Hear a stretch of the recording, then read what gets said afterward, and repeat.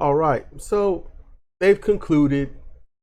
And, look, I don't do this stuff like, a political analyst. It's not a blow by blow thing. And I'm not going to sit here and say some BS words like this was riveting. I'm not even going to, Because, look, to most people that are more or less in my position or any minority position or poor person position that has to understand what's going on in the country, okay, on a talking point issue, understand what's going on, what's not real. And all that people like us can do is just sit back and be like, oh, you know what, this happened. It's out of our control. Think about it. Everyone, Farron Cousins and others want people to, we were this close. You should be infuriated. You should be angry. You should have been scared. You should still, no, that's not going to happen. And the reason that's not going to happen is because people in my position, nothing's ever been in our control. We've never had a say. All we ever done is be able to look at what's going on, do what we can to protect ourselves, hold the fist up against abuse of power and hope that we don't get killed for it. That's really it. So this insurrection, what we watched, people in my position, I don't care if you white, Asian, Islander, I don't care, black, Hispanic, it don't even matter. It's, it's just like, this is out of our control. It's not our wheelhouse because we don't have a house. We don't have that. What we have is, how you doing? We don't like this. And, people in power say, we're going to do this anyway. So, for those that are still here, because usually people don't last past a minute and a half, the biggest issue that came to me was not just the testimony of the police officer, but it was also knowing full on the hypocrisy, the mendacity of all of this. These people, these insurrectionists, and their testimony through their own video and then their own confessions when asked, those that are on probation and whatnot, my president or my leader asked me to do this. Trump wanted me to do this, and I did this. Where's the accountability? Where's the personal responsibility? That's the question. And if my slowish talking is turning you off, that police officer up there, that was slow. So compare and contrast is the mortal enemy of bullshit. All right? Keep that in mind. These people had no problem going up there and saying, I did this because my leader wanted me to. However, when dear leader said you should all wear a mask, they booed and didn't do it. Come on now. You mean to tell me it's far more egregious to cover your face and keep people safe than it is to storm a federal building and with the strong intent of murder through your own mob mentality of justice? Seriously? Come on.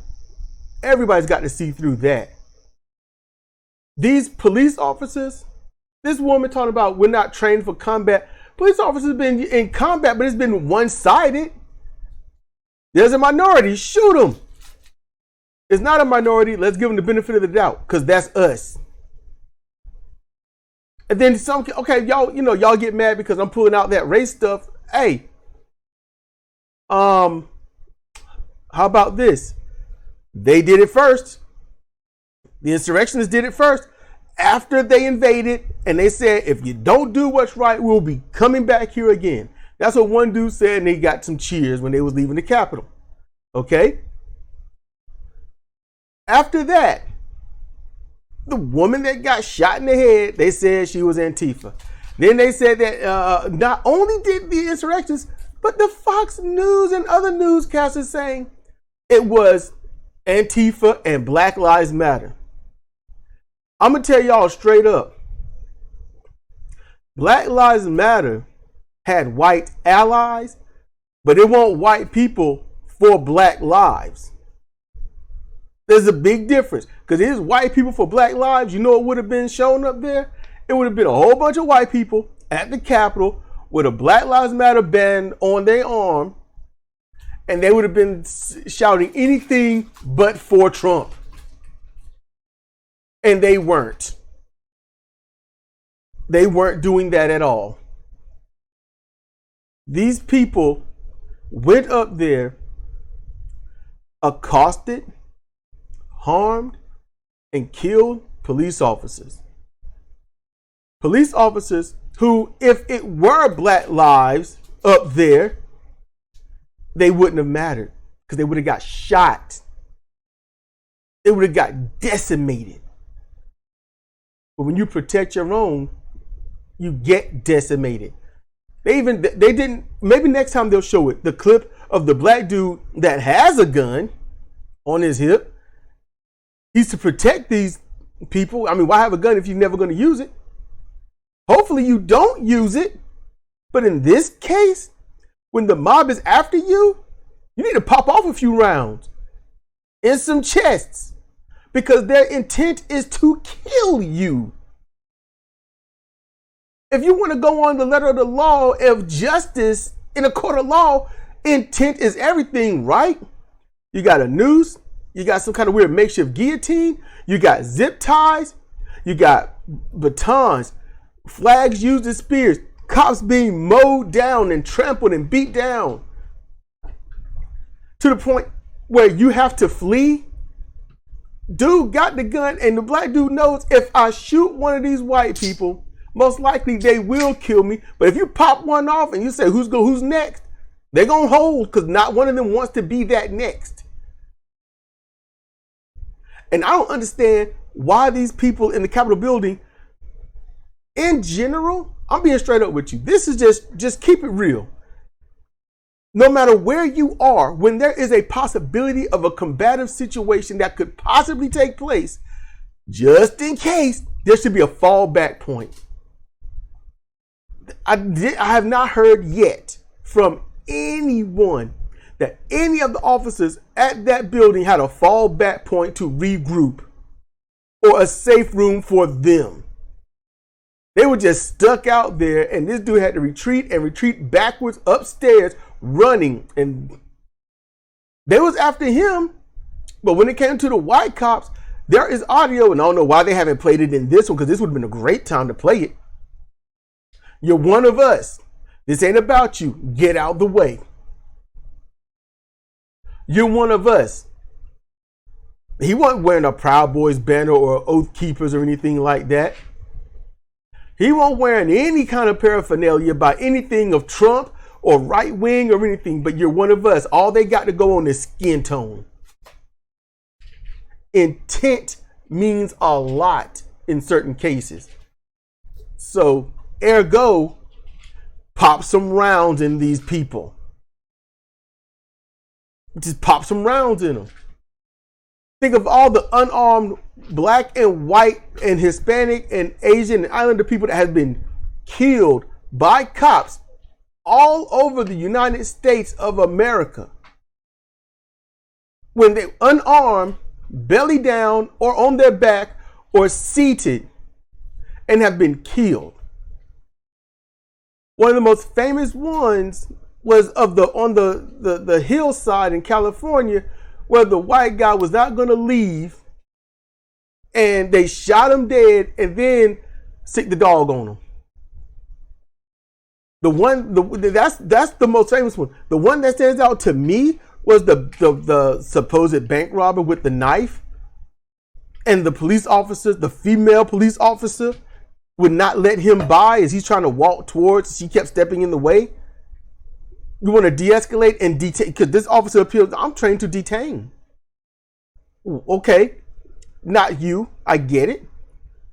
Further back in time, I get it. But if they all have the same training, she wouldn't have popped a 12 gauge in his chest.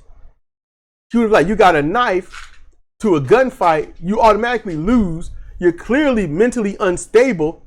Let's do something to disable you, keep you alive, cuff you, and get you some help. That would have been the right thing to do. I thought that back then. I was like, she's not letting them by. And she's smiling about it. I remember that. She's smiling about it. She's not going to let him by. And we got close because he wants to go forward. She shot him. She knew what she was doing. Or how about the one that people don't want to talk about? The one, the white guy, hotel room, the cop playing basically Simon Says. And when the boy could not do all that he said because it was too many conflicting orders, he got shot. You know, white people getting killed too. So what are you protecting? What own are you protecting when you're killing your own, and then have the nerve to talk about black on black violence? No, it's people on people violence, to be honest about it. It's just that white on white violence, there's really no statistics, rarely. And there's nothing against it, really. But if it's black on black, well, let's use that to demonize them. If it's black against white, oh, that black person's getting messed up immediate. If it's white on black, then we got to prove it's a hate crime or not. And if there's intent. I'm just saying, it's a racist country. It's not a good country. It's not. It's a systemically messed up, oligarch, xenophobic, racist country. There is no alleged about it. All right? There's no alleged about it. And the idea of this is, as I said in the last one, accountability, honesty, and no one should have to prove to you what you already know. You're a grown adult person. Handle reality with responsibility and some integrity. In other words, fix your shit.